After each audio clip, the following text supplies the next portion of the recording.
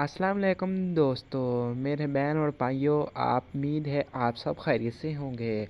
आज हम बनाने वाले हैं आलू का परोठा, जिसके लिए आपने सबसे पहले गंदम का आटा लेना है। अगर आप मैदे से चाहें तो मैदे से भी आलू का परोठा बना सकते हैं। आपने सबसे पहले आटा गूंद लेना है और इसमें नमक शामिल करना है। आधे घंटे बाद आपने पेड़ा बनाना है।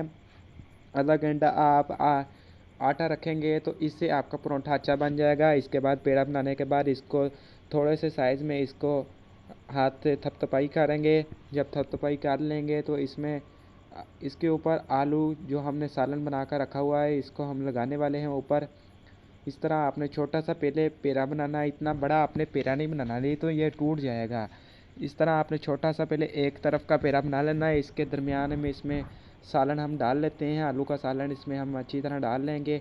आपने हमेशा ही सालन सूखा हुआ पकाना है, शोरे वाला आलू वाला सालन इसमें आपने नहीं डालना है। इसके बाद दूसरा पेड़ा बनाने वाले हैं जो इसके ऊपर की तरफ रखेंगे और दरमियान में इसमें हमने आलू का सालन डाल दिया है।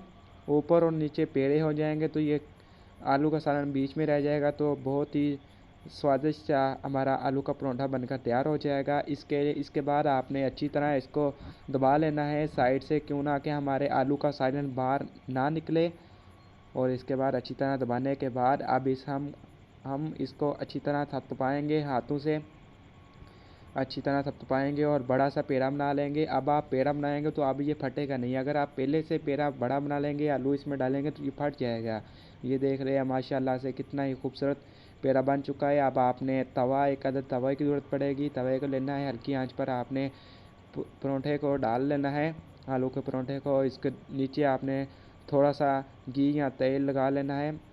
इसके बाद जब ये एक साइड थोड़ी सी पक जाएगी तो इसको हम पलटा इसका तब्दील करने के बाद इसमें आप घी शामिल करने वाले हैं। थोड़ा सा घी हमने 1 से 2 चम्मच इसमें शामिल कर लिए हैं। और ये माशाल्लाह से कितना ही खूबसूरत पेड़ा बना, हमारा परोठा बनकर तैयार हो चुका है। माशाल्लाह से, खुदा की कुदरत से माशाल्लाह से ये पेड़ा हमारा आलू का परोठा तैयार हो चुका है। अभी हम 2 से 3 मिनट इसको तवे पर रहने देंगे। ये देख रहे हैं क्या ही स्वादिष्ट सा आलू का परोठा बन चुका है।